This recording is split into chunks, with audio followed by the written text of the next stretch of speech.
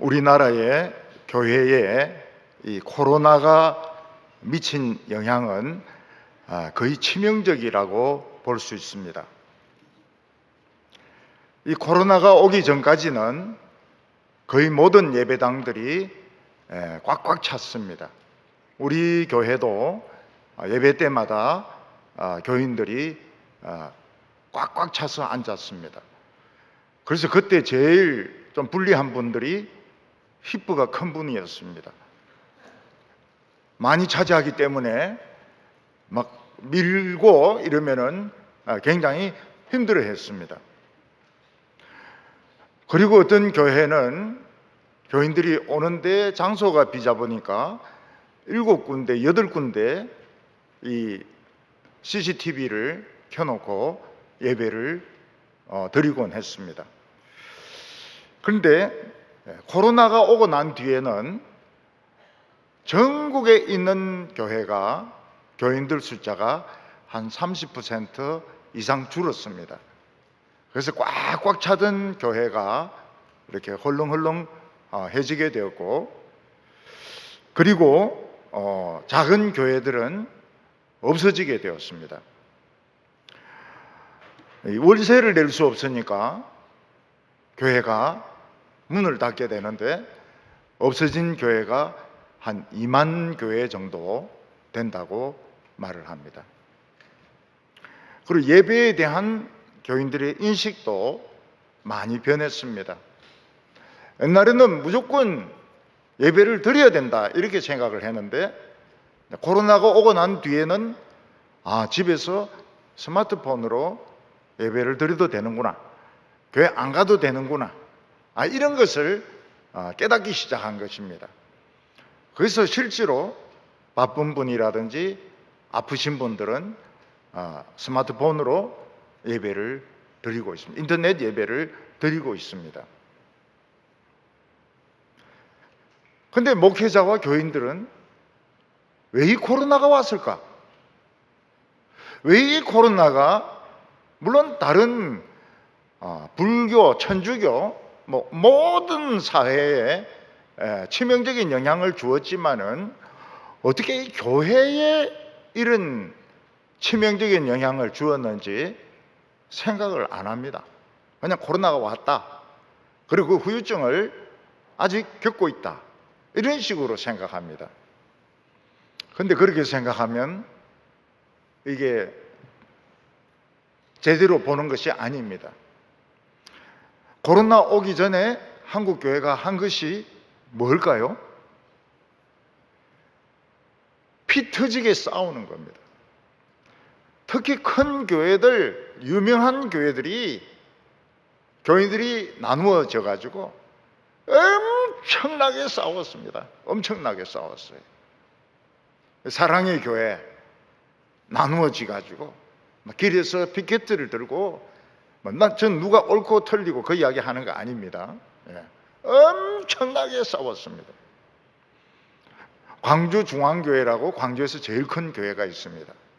엄청 싸웠습니다. 충영교회 엄청나게 싸웠습니다. 강북중앙교회라고 있습니다. 강북에서는 제일 크다고 이래 하는데 거기는 이 철조망을 치고 용력이 들어와 가지고 사람을 끌어내고 그러면서 싸웠습니다. 서울교회라고 있습니다. 대치동에. 거기는 아예 이 복도에 철판을 용접에 붙여 가지고 서로 오지 못하게 했습니다. 그리고 코로나가 왔습니다. 어떤 담임 목사는 부목사인데 맞아가지고 광대뼈가 함몰이 됐습니다. 어떤 경우에는 목사가 교인을 밀어가지고 위에까지 올라왔던 교인이 막 굴러 떨어지기도 했습니다. 교회가 서로 사랑하지 않았습니다. 무슨 이유인지는 모르겠지만 그렇게 심하게 싸웠는데 크고 중요한 교회들이 결사적으로 싸웠습니다. 그때 제가 느낀 것이 뭔가 하면, 싸울 때 서울 사람들은 서울말로 싸우고 경상도 사람들은 경상도 말로 싸우고 전라도 사람들은 전라도 말로 싸우는구나. 이것을 제가 들었습니다. 서울 사람들은 투표를 해요. 투표를 해. 이러면서 서울말을 합니다. 경상도 사람 찌기 불라. 찌기라. 이러면서 경상도 말을 해. 전라도 사람은 이런 법이 어디 있어요? 어디서?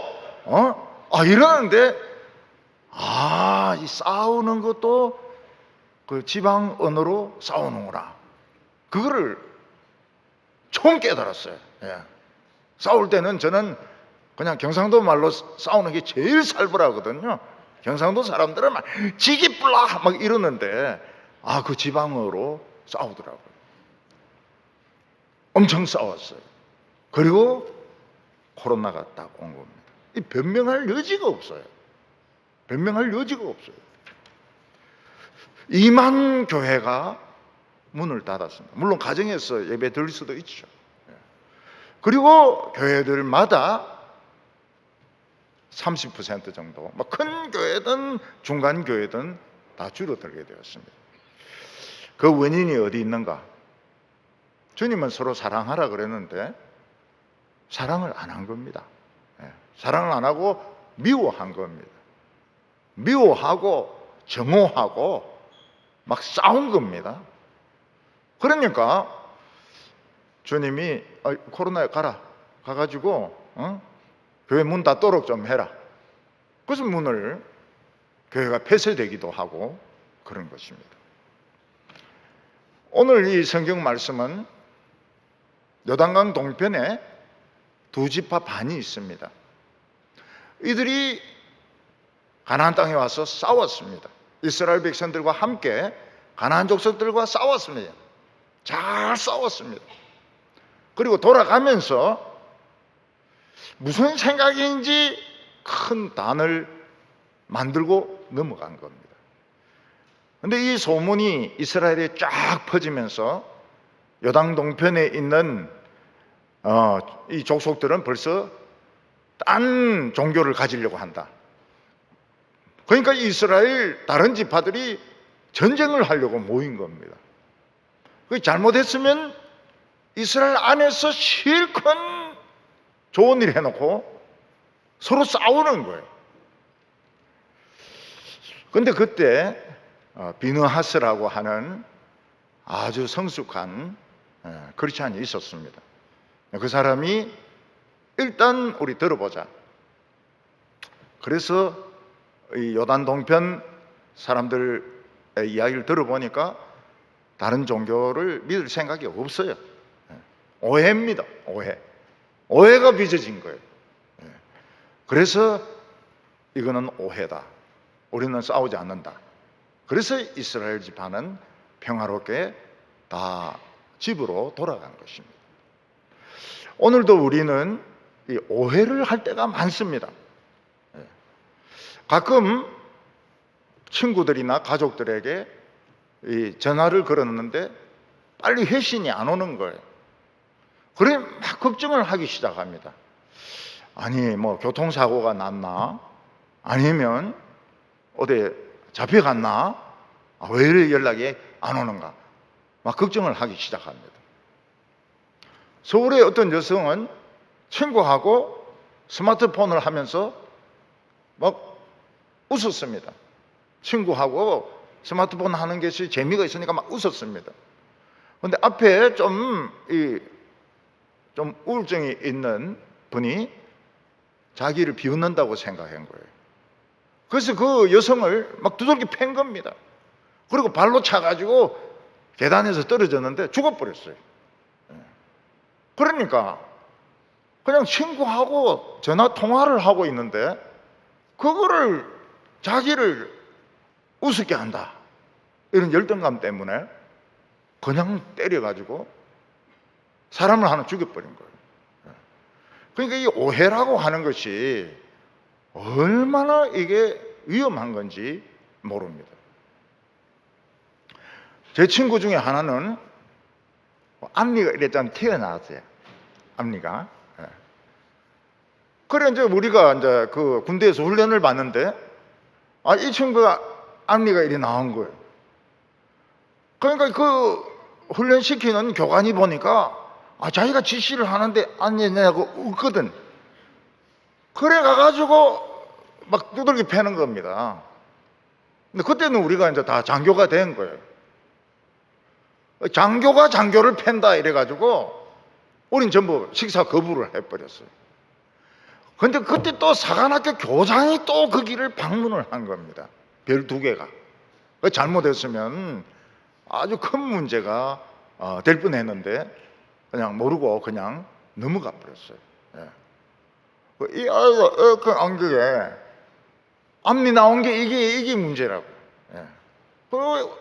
그 친구도 굉장히 그 공부를 잘하는 친구인데 앞니 때문에 많이 터진 거예요. 앞으로 우리 친구들은 앞니가 이렇게 있으면 갈아버리세요. 오늘 첫 번째로는 이 유다 동편 지파가 굉장히 착실하게 임무를 수행한 것입니다.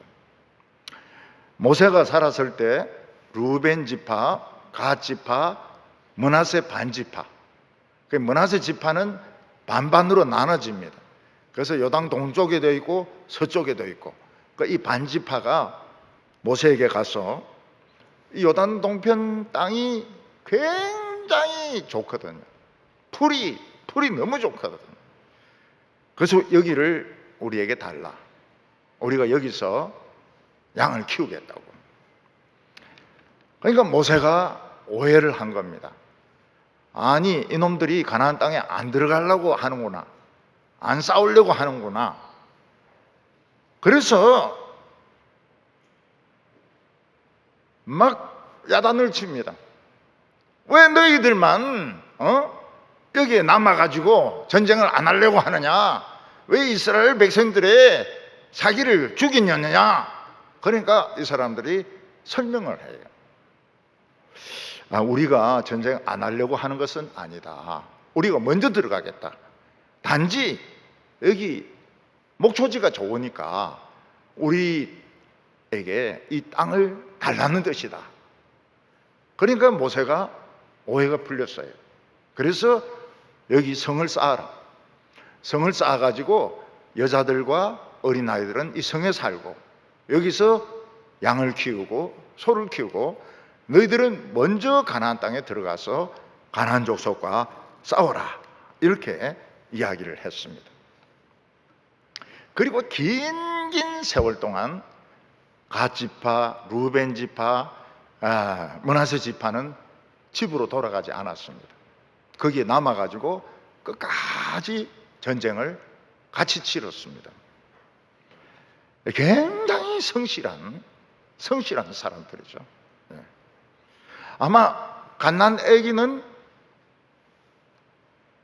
유치부나 초등학생쯤 됐을 겁니다. 초등학생들은 청년이 됐을 겁니다. 그런 세월이 흐르도록 이 요단 동편 지파는 집으로 돌아가지 않고 가나안 족속들하고 같이 열심히 싸웠습니다. 이제 큰 전쟁은 다 끝났습니다. 이제 해야 될 것은 각 지파가 자기 영역 내에 있는 가나안 족속들을 몰아내든지 데리고 살든지 그러면 되는 겁니다. 그래서 모세는 여호수아는 이 2지파 반을 불렀습니다. 그리고 그동안에 수고 참 많이 했다. 그리고 돌아가라고. 너희 아내와 아이들이 있는 곳으로 돌아가라. 참 고맙다고 이야기했습니다. 그리고 그들을 그냥 돌려보낸 것이 아니고 그동안 가나안 족속에게 빼앗았던 그 전리품들을 그만큼 줬습니다.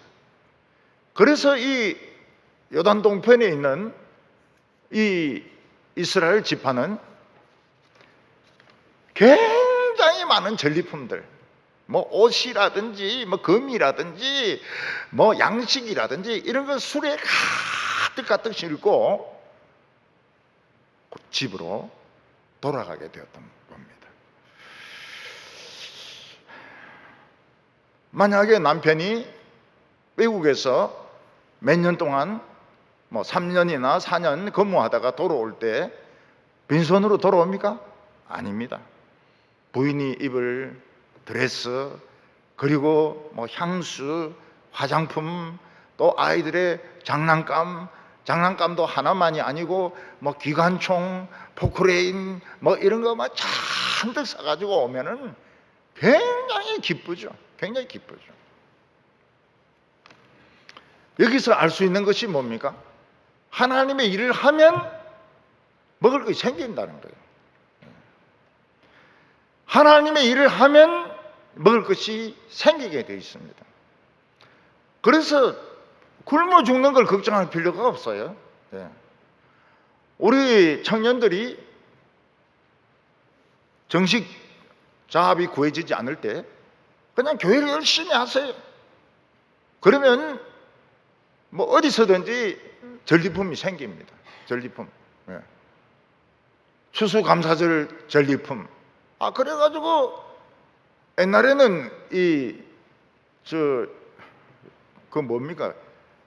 이 떡을 줬는데 코로나 오니까 교인들 위로하도록 롤케이크를 주자. 그래서 저 줬어요. 그 다음에는 안 돌아옵니다. 그냥 계속 롤케이크를 줘야 되는 거예요. 한번 주면 이거는 뭐 예수님 재림할 때까지 줘야 되는 겁니다. 먹을 게 생겨요. 먹을 게 생깁니다. 우리는 어디까지 챙겨주느냐? 해군사관학교까지 챙겨줍니다. 해군사관학교 목사인데 전학을 걸어가지고 거기 크리스찬은 몇 명이 되느냐? 그리고 그 개수만큼 챙겨줘요. 그러니까 이 예수를 믿으면 하나님의 일을 성실하게 하면 먹을 게 생깁니다. 전리품이 생기게 되어 있습니다. 그래서 예수님이나 사도 바울은 뭐라고 말씀하셨는가 하면 추수하는 소는 입에 망을 씌우지 말라고 했습니다.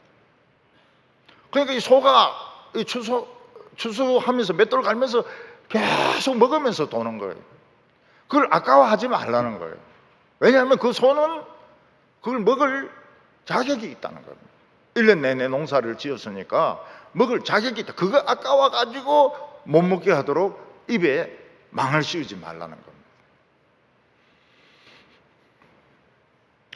루벤 지파, 갓 지파, 므낫세 지파는 약속한 대로 먼저 요단강을 건너가서 10년이 넘도록 싸웠습니다. 그리고 그들은 끝까지 최선을 다했기 때문에 인정을 받았습니다. 엄청난 전리품을 가지고 집으로 돌아가게 된 것입니다. 이 요단 동편에 있는 두 지파 반은 이스라엘에 큰 기여를 했습니다. 하나는 뭔가 하면 이스라엘의 영토를 요단강 동쪽까지 넓힌 거예요. 그리고 또 하나는 무엇인가 하면 가나안 본토를 보호하는 겁니다. 밖에서부터 오는 외적들을 거기서 1차적으로 걸러내는 거예요. 그리고 만약 거기서 부흥이 일어나면 두 군데서 부흥이 일어나는 겁니다. 두 군데서 부흥이 일어나는 것은 굉장히 좋은 것이죠. 한 군데서 부흥이 일어나다가 또 딴 데서 부흥이 일어나고 세 군데서 부흥이 일어나고 동시다발적으로 부흥이 일어나는 것은 굉장히 좋은 것입니다. 오늘 두 번째는 이 두 지파 반이 걱정을 합니다. 이들이 요단강을 건너가면서 보니까 걱정이 되는 게 있어요. 그게 뭔가 하면 요단강이 협곡입니다. 협곡. 협곡이라고 하는 것은 평지처럼 되다가 깊이 파인 골짜기를 말합니다. 제가 일본에 가보니까 그 협곡이 있어요. 그래서 여기서 저까지 거리는 얼마 안 되는데 밑으로는 절벽입니다. 밑으로는 절벽. 그런 협곡이 있어요. 협곡 밑에는 이제 물이 흐르는데 거기 이제 일본 사람들이 뭐 배를 타고 놀기도 하고 이러는데 건너갈 수는 없습니다. 건너갈 수는 다리를 만들어 가지고 건너가긴 해요. 이스라엘 이 동편, 요단 동편 족속들이 건너가는데 보니까 이게 너무 깊은 거예요. 그래서 무슨 생각을 하는가 하면 앞으로 이스라엘이 이 협곡으로 나눠질지 모른다. 왜냐하면 지형적으로 동서로 나눠질 가능성이 있다. 이렇게 자기들이 생각을 한 겁니다. 여호수아는 뭐라고 설명했습니까? 거기 가서 하나님만 섬기고 열심히 예배 드리라. 그러면 걱정할 게 하나도 없다 그러는데 이들은 걱정을 하는 거예요. 쓸데없는 걱정을 하는 겁니다. 우리는 왕따 당한다. 중요한 이스라엘 지파는 서쪽에 다 있는데 우리는 동쪽에 있기 때문에 왕따를 당한다. 왕따를 걱정을 한 겁니다. 우리나라도 이 왕따가 지금은 좀 어떤지 굉장히 심했습니다. 원래 이 왕따라고 하는 것은 이지메가 일본에서 온 건데 왜 한국에 이런 일들이 있는지 모르겠어요. 여학생들도 심합니다. 그래서 화장실에서 막 때리고 막 이래가지고 사회 적응을 못하는 그런 청년들도 있습니다. 뭐 여학생들끼리 공부 좀 잘하고 이쁘다 그러면은 막 화장실에 갔을 때 막 몰려가가지고 머리털 잡고 뺨 때리고 막 이래가지고 애가 막 정신이 이상해져 버리는 거예요.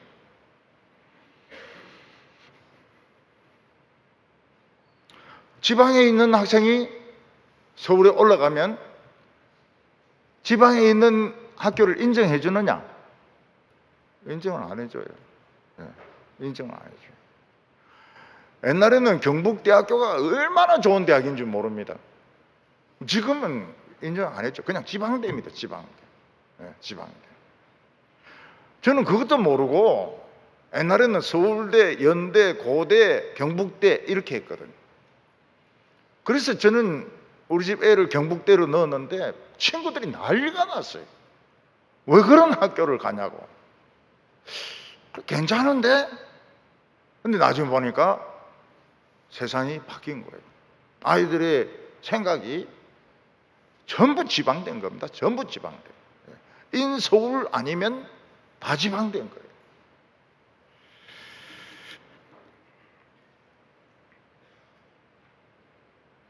어떤 학생이 전학을 왔습니다. 전학 온 학생을 여학생들이 화장실에 데려가서 막 때리고 머리털 당기고 했습니다. 대인기피증이 걸렸어요. 이게 안 없어지는 겁니다.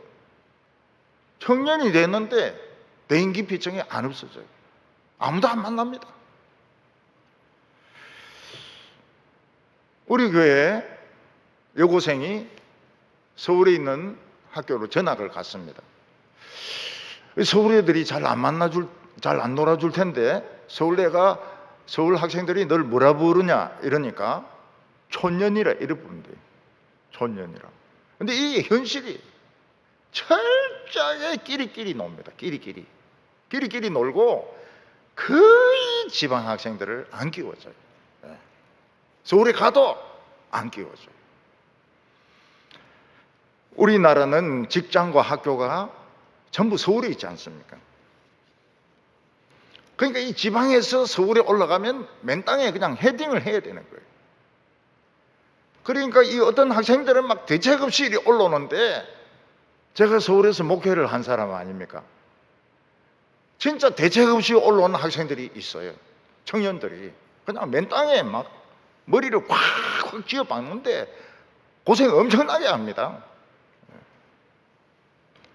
그래서 학생들인데, 고등학생들인데 물어보면 인서울 하는 것이 목적이다, 그런 이야기를 합니다. 교회도 마찬가지입니다. 교회도 서울에 있는 교회만 관심의 대상이고, 지방에는 아무리 커도 지방교회입니다. 지방교회, 시골교회인 거예요. 수연로 교회 얼마나 큽니까? 시골교회예요. 시골교회. 대구 동부교회 얼마나 작습니까? 그래도 무시 못해요. 동부교회는 무시 못합니다.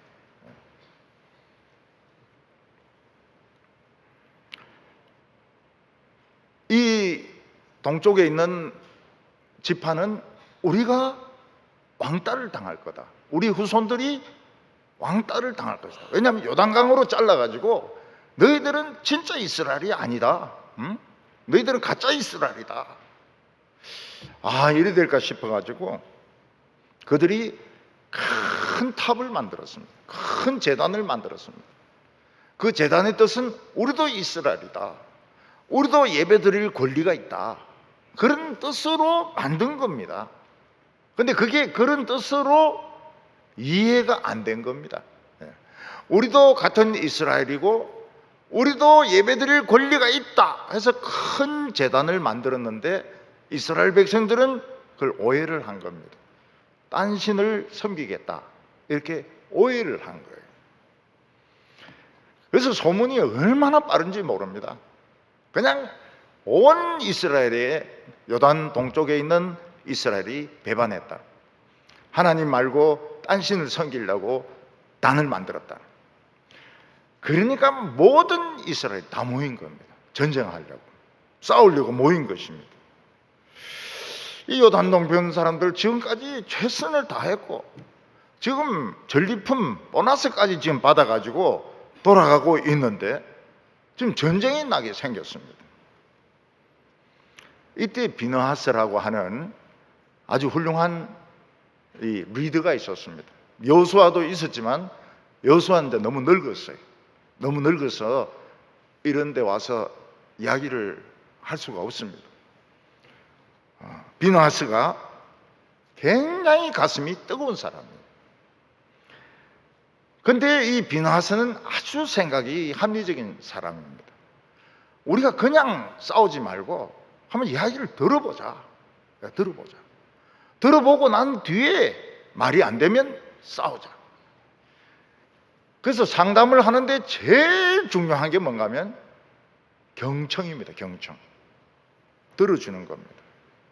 형제 중에 누가 잘못했을 때 저놈은 잘못했어, 저놈은 잘못했어, 이러는 것보다도 한번 이야기해봐라. 너 형편이 어떤지 이야기를 해봐라. 이야기 쭉 들어보면 벌써 딱 표시가 나거든. 거짓말 하는 건지 진짜인지 표시가 나거든. 그러니까 일단은 이 듣는 자세가 굉장히 중요합니다. 저는 우리나라에 지성인이 없다고 생각해요. 왜냐하면은 지성인은 남의 이야기를 들어주는 데서부터 시작되는 겁니다. 그래서 디모데나 바울의 소그룹 할 때 보면은 정말 그 형편없는 막 이야기를 하는 청년도 있어요. 예. 그런데 다 들어줍니다. 고개 끄덕끄덕 하면서. 예. 그러면 그 엉터리 이야기한 학생이 자신감을 얻는 거예요. 이 엉터리도 가치가 있구나. 그래서 이 소그룹에서 막 헛소리하고 이런 게 꼭 나쁜 게 아니에요. 예. 또 그거 들어주는 것도 나쁜 게 아니고요. 왜냐하면 거기서부터 이제 훈련을 받는 겁니다. 우리가 대학교 다닐 때 보면 강의실은 별로 중요하지 않아요. 강의실은. 예. 그냥 학생들이 잔디밭에 이제 둘러 앉아가지고 막 기타 치면서, 그다음에 막 소주 까가지고 마시면서, 그리고 막 개똥 철학을 막 이야기하는 거예요. 예, 뭐 칸트는 어떻고, 뭐 마르쿠제의 뭐 1차원적인 세계는 어떻고, 막 모르는 책 한 권 읽고 막 헛소리 막 하는 겁니다. 근데 친구들이 좋은 게 뭡니까? 그걸 들어주는 거예요. 들어줘요. 들어주면서 이게 이제 훈련이 되는 겁니다. 그 나중에 어른이 되어서도 남이 막 이야기하면 자르지 않습니다. 들어줘요. 들어주고 그 다음에는 이제 유익한 쪽으로. 이게 지성인이죠. 지성인. 근데 우리나라는 보면 남의 이야기를 듣지를 않아요. 그냥 막 공격을 퍼붓습니다. 니는 이게 틀리고 넌 저게 틀렸고 막 모든 게 틀렸고 막가 틀렸다고 막 공격을 퍼부으면은 진짜 될 것도 안 돼요. 될 것도 안 돼요. 이야기를 들어주는 것이 상담이나 문제 해결의 시작인 겁니다. 이 비너하스는 하나님하고 평화의 언약을 맺은 사람입니다. 하나님은 비너하스는 이 평화의 자격이 있다. 그 인디언들도 보면, 미국의 인디언들 보면은 평화의 사람이 있습니다. 부족들이 싸우기 전에 이 평화의 사자가 가요. 그 사람은 셔츠가 있습니다. 평화의 사자의 셔츠가 있어요. 그거 입고 이제 말 타고 가면 화를 쏘거나 죽이지 않습니다. 그래가 이야기를 서로 하는 거예요. 너희들 왜 우리 애를 죽였나? 아, 우리가 죽인 게 아니다. 곰이 죽였다. 그러면 증거를 우리 한번 살펴보자. 그래서 이 인디언들도 함부로 싸우지를 않아요. 이 샤스 입은 샤스맨이 먼저 가는 겁니다. 그러니까 이스라엘에는 이 샤스맨이 누군가 하면 비나스입니다. 이스라엘 백성들이 40년을 광야를 돌지 않았습니까? 그러니까 수련회를 40년 40박을 한 거예요.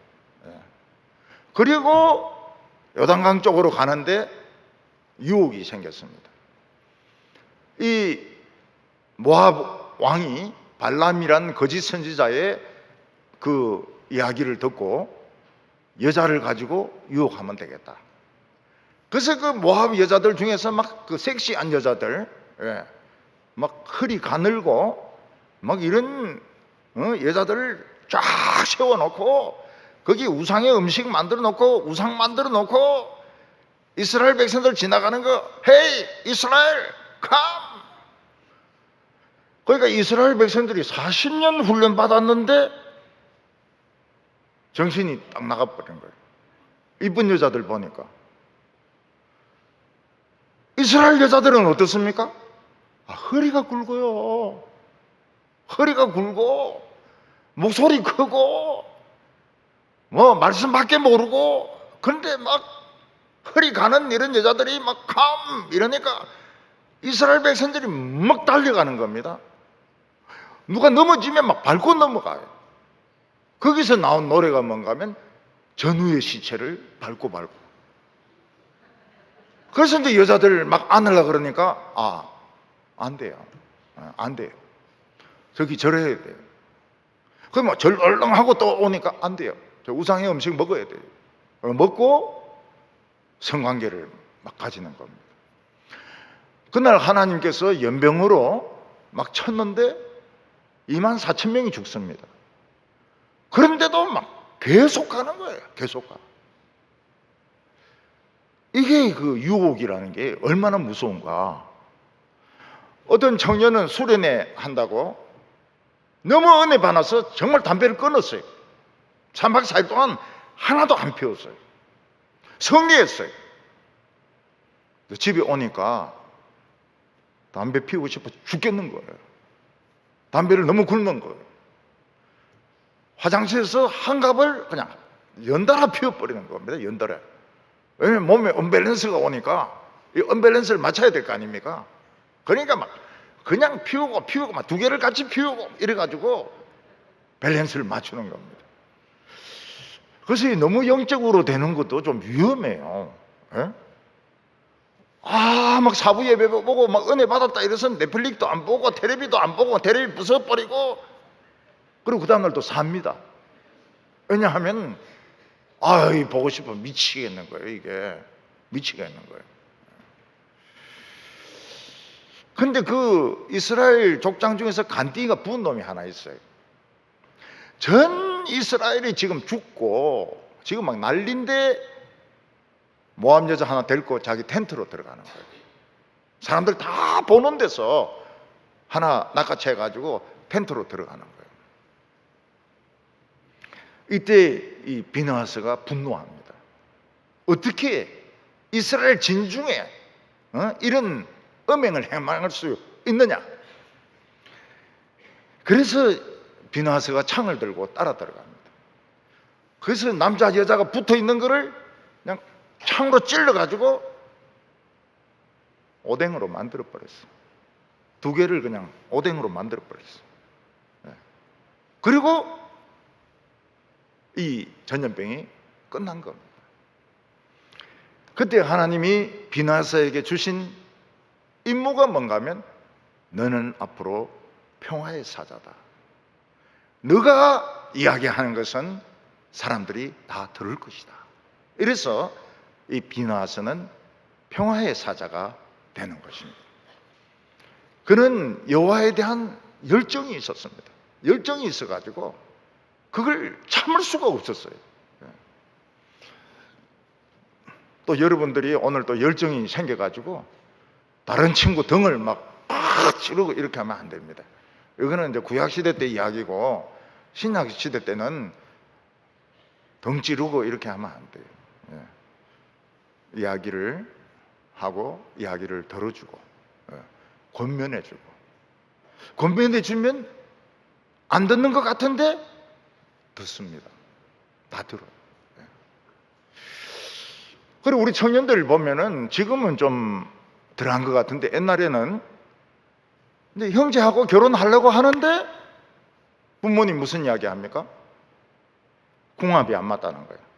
궁합이 안 맞아서 너희들은 안 된다. 그러니까 더 옛날에는 진짜 결혼을 못했어요. 궁합이 안 맞다 하는 바람에, 사주가 안 맞다는 바람에. 근데 우리 교회 청년들은 그걸 잘 설명을 해가지고 결혼 다 했어요. 결혼 다 했어요. 아, 궁합이 잘 맞다고. 응? 궁합이 잘 맞다고. 거기 잘못 봐서 그렇다고. 저는 이제 그 6월 6일 날 결혼했는데 그 어른들이 6월 6일은 현충일이니까 안 좋은 날이다. 그날 결혼하면 안 된다. 근데 내가 가만히 생각해 보니까 6월 6일 날 해야 우리 친구들이 왕창 오겠더라고요. 군인들이 왕창 오겠더라고요. 그래서 제가 이 설명을 했죠. 6월 6일은 굉장히 좋은 날이라 하더라고. 누구인데 물어보니까 막 6월 6일이 최고로 좋은 날이라 하더라고. 왜냐하면 나라를 지키다가 죽은 날이기 때문에 그날은 정말 좋은 날이라 하더라고. 누구인데 물어봤는데 내인데 물어봤지. 그래가지고 친구들이 막 몰려와가지고 뭐 그 교회에서 특송도 부르고 또 막 자기들이 또 뭐 광안리나 이런 데 몰려가지고 술도 마시고 막 이래가지고 막 굉장히 재미있게 보낸 겁니다. 그러니까 잘 갖다 붙이면 되는 거예요. 모든 게 갖다 붙이면 다 말이 되는 겁니다. 뭐 점이 안 좋다더라. 그거는 점을 빼라는 말입니다. 당장 오늘 가서 점 빼고 오겠습니다. 뭐 이러든지 작은 부모를 설득을 하면 부모도 기가 막혀가지고 그냥 웃어요. 그리고 우리 청년들도 보면은 무슨 계획 가지고 막 이런데 내가 하지 마라! 막 이렇게 하면 또 설명을 싹 해요. 그럼 말이 돼요. 그러면 해라 그래요. 근데 이게 얼마나 놀라운 지혜인지 모릅니다. 같이 막 맞붙어서 싸우는 거 하고 한 템포 늦추어 가지고 설명하는 거 하고 이 벌써 이 성령의 역사예요. 한 템포 늦춰 가지고 설명하는 것이 성령의 역사입니다. 반드시 복 받습니다. 그런 재능을 가진 사람들이 복을 받아요. 오늘 여기 세 번째로 마지막으로는 비느하스가 과거를 한번 반성해 보자 이렇게 이야기합니다. 비느하스는 이스라엘 백성들에게 지금 당장 전쟁하지 말자. 왜냐하면 우리 정확한 건 모른다. 대표를 뽑아가지고 가서 요단 동편 사람들에게 사정을 한번 물어보자. 진짜 딴 신을 섬기려는지 다른 목적이 있는지 한번 물어보자. 그래서 비나스는 이스라엘 대표들을 데리고 동편 지파를 찾아갑니다. 그러면서 그들에게 두 가지 이야기를 합니다. 우리는 아직 죄에서 벗어나지 못했다. 하나는 뭔가 하면 버울의 사건, 그 모함 여자들이 막 섹시하게 옷 입고 나와서 막 유혹했을 때 우리가 24,000명이 죽었지만 그 죄가 다 용서된 건 아니다는 거예요. 우리가 지금 또 죄를 지으면 하나님은 24만 명을 죽일지 모른다. 그러니까 우리는 그런 함부로 다른 신을 섬기면 안 된다. 그리고 또 하나는 뭔가 하면 이 아간이 그 요단강을 건너가지고 그 첫성 여리고성을 함락시켰을 때 하나님은 거기에 있는 모든 것은 바이러스에 감염된 거기 때문에 다 불에 태우라고 그랬거든요. 근데 이 아간은 외투를 보고 눈이 뒤집어진 겁니다. 한 번도 이런 걸 입어본 적이 없어요. 그래서 외투하고 금덩어리, 학교를 보내야 되니까 애들 금덩어리, 은덩어리를 훔쳐가지고 감춘 겁니다. 그래가지고 이스라엘 백성들이 아이성 싸움에서 완전히 대패하고 그리고 아간은 돌로 쳐 죽입니다. 근데 아직 우리 속에는 그런 욕망이 남아있다는 거예요. 우리 안에는 돈에 대한 욕심이 남아있고 음란에 대한 욕심이 남아있고 멋부리고 싶은 욕심이 남아있기 때문에 이 큰 단을 쌓은 것은 잘못이라고 비나스가 이야기를 했습니다. 그때 요단 동편 사람들은 비나스에게 설명을 합니다. 이 단을 한번 보라고. 이 제사 지내는 거 아니다. 왜냐면 계단이 없거든요. 계단이 없어요. 이것은 우리가 요단강을 건너갔을 때 이스라엘 본토에 있는 사람들이 너희들은 진짜 이스라엘 아니다. 요단강으로 잘라야 된다. 우리를 왕따시킬까 싶어서 우리는 여기서 싸웠고 우리는 여기서 예배드릴 권리가 있다는 표시로 제단을 쌓은 것이지 절대로 다른 신을 섬기려고 한 것은 아니라고 이야기를 했습니다. 여러분 우리나라 6.25 때 보면 36개국이 참전을 이렇게 합니다. 근데 그 중에서 이디오피아가 있어요. 이디오피아 사람들이 왔습니다. 총에 맞아 죽은 사람보다 얼어 죽은 사람이 더 많다 그래요. 이래 추운 줄 모르고. 우리 한국에서 이디오피아 가서 병원을 지어주고 의대를 만들어주고 그러니까 이 이디오피아 사람들이 너무 감사하는 겁니다. 우리가 옛날에 50년 전에 흘렸던 피를 기억하고 있다고.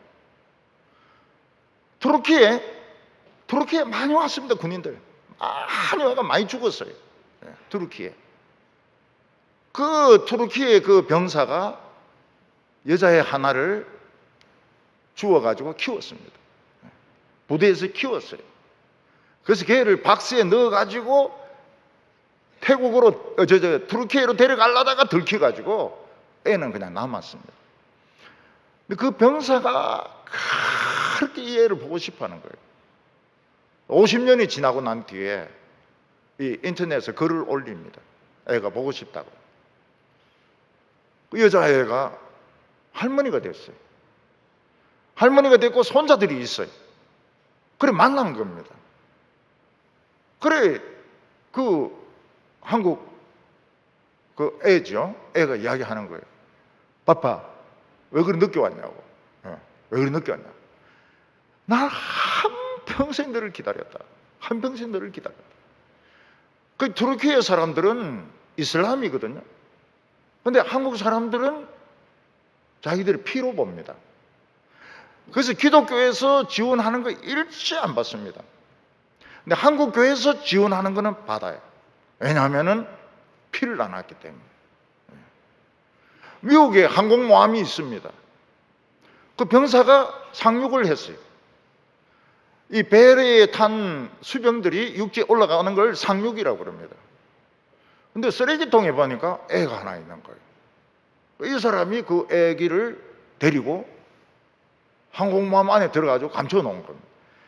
항공모함은 너무 크기 때문에 숨은 못 찾아요. 숨은 못 찾아요. 근데 이 애기가 있다는 소문이 나가지고 그냥 잠수함 사람들이 애기를 보러 너무 많이 오는 겁니다. 하루에 2,000명씩 와요. 애기를 보러. 그래서 함장이 명령을 내렸습니다. 200명 이상은 보지 마라. 우리 이 항공모함이 지금 어디 가질 못한다고. 그래서 이제 200명만 와가지고 이제 아기를 보고. 왜냐하면 자기 아기들이 있으니까요. 그리고 배에다가 이렇게 깃발을 올리지 않습니까? 그럼 이제 미군기가 올라가고, 그 다음에 이제 스타기가 올라갑니다. 스타기가 올라갑니다. 그 함장은 대령이지만 그 잠수함하고 옆에 있는 순양함하고 잠수함을 지휘하는 그 사령관은 투스타입니다. 그 투스타기가 올라가요. 그 밑에 뭐가 올라가는가 하면 그 아기의 기저귀가 올라갑니다. 얼마나 배를 탄 사람이 아기를 좋아하는지 기저귀가 투스타기 밑에 달려 있어요. 그래서 그 아기를 데리고 미국으로 갑니다. 미국에 가서 입양을 시켜줘요. 비나스가 보니까 문제될 게 하나도 없거든요. 그래서 비나스가 무슨 이야기를 합니까? 하나님이 우리 안에 계신 줄 알겠다. 왜냐하면 하나님이 계시니까 풀리는 거예요. 이야기하니까 다 알아듣는 겁니다. 우리는 하나님이 우리 안에 계신 것을 많이 느낍니다. 어떤 때는 마음으로 생각한 것이 이루어지는 경우가 있습니다. 기도했던 것이 집에 가면서 이루어질 때가 있어요. 예배 가운데 하나님이 내 아픔을 치료해 주실 때가 있습니다. 어떤 경우에는 병이 낫습니다. 막 진물이 흐르고 막 복통이 심했는데 병이 나아요. 예배 드리면서 그런 경우도 있습니다. 어떤 청년은 설교에서 정확하게 자신의 진로를 지시를 받기도 합니다. 이게 전부 하나님이 우리 안에 계신 증거입니다. 우리는 오해를 하면 안 됩니다. 그래서 친한 친구들 사이에도 너무 성급하게 판단하지 마세요. 쟤는 뭐 어떻다, 쟤는 신앙을 버렸다, 쟤는 뭐 신천지다, 구천지다, 너무 뭐 그런 식으로 빨리 판단하지 말고 한번 이야기를 들어보고 이야기를 한번 해봐라. 그러면 여유가 있어야죠. 시간 여유가 있어야 됩니다.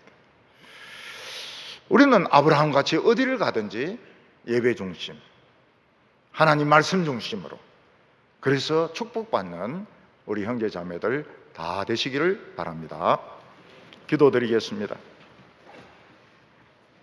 하나님 아버지, 우리가 청년이 될 때까지 우리를 지켜주시고 오늘도 하나님 앞에 나와서 말씀 듣고 기도하게 해주시니 감사합니다.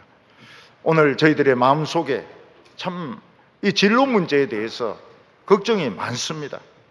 우리 힘으로 안 되는 것들이 너무나도 많습니다. 그러나 하나님은 우리와 함께 계십니다. 우리의 걸음을 인도하여 주시옵소서. 후회 없는 멋진 삶을 살게 하여 주시옵소서. 예수님의 이름으로 기도하옵나이다. 아멘.